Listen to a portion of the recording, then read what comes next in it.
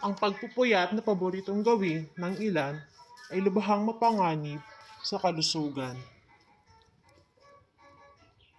Narito ang sakit na posible mong makuha kung ikaw ay laging kulang sa tulog. 1. Sakit sa puso.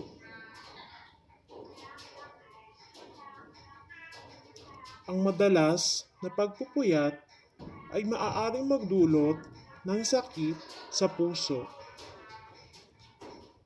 Ang mas maiksing pagtulog ay nagpapataas ng stress level.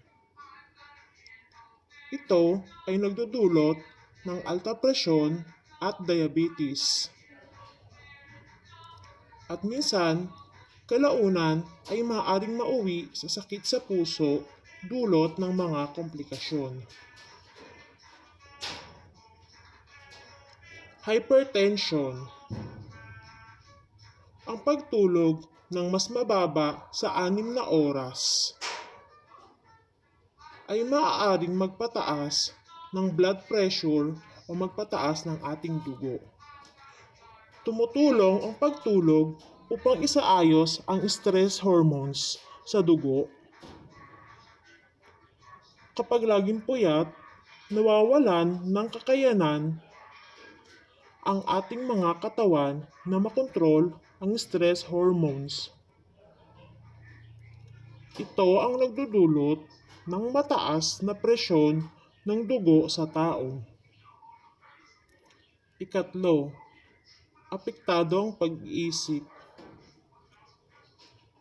Kapag ang kulang na tulog sa gabi ay hindi nababawi sa umaga, maaaring maapektuhan ang mood, pag-iisip, at kilos ng isang tao.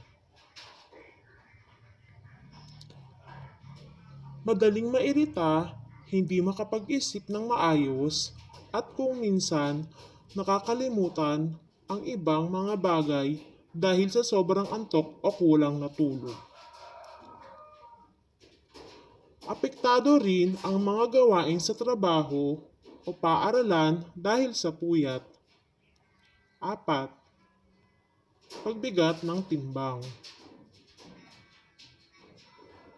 Kadalasan, kumakain ang taong nagpupuyat ng kung ano-ano upang malabanan ang antok. Dito nagsisimulang tumaas ang timbang na maaari ring pagmulan ng iba pang mga sakit. 5. Pumapangit ang balat. Ang balat ay nagsisimulang mag-repair o magre-repair bandang ika-10 hanggang ika-11 ng gabi.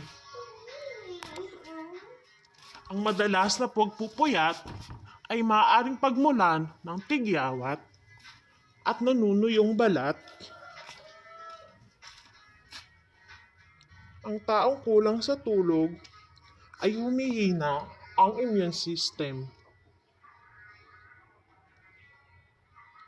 Mainam na matulog lalo na mula sa ika-11 ng gabi hanggang ika-3 ng umaga.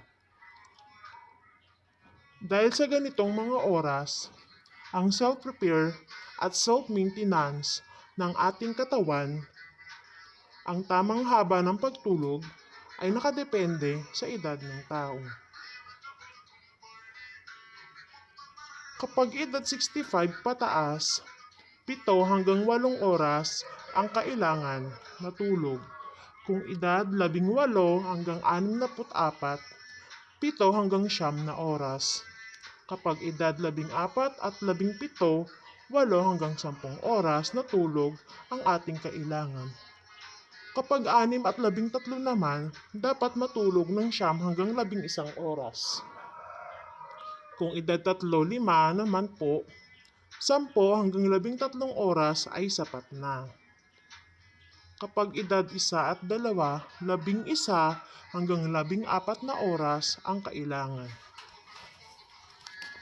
Samantala, ang mga bagong silang na sanggol hanggang 11 buwan ay nangangailangan ng 12 hanggang 17 oras na tulog. Maraming salamat and more subscribe sa aking channel. Thank you po!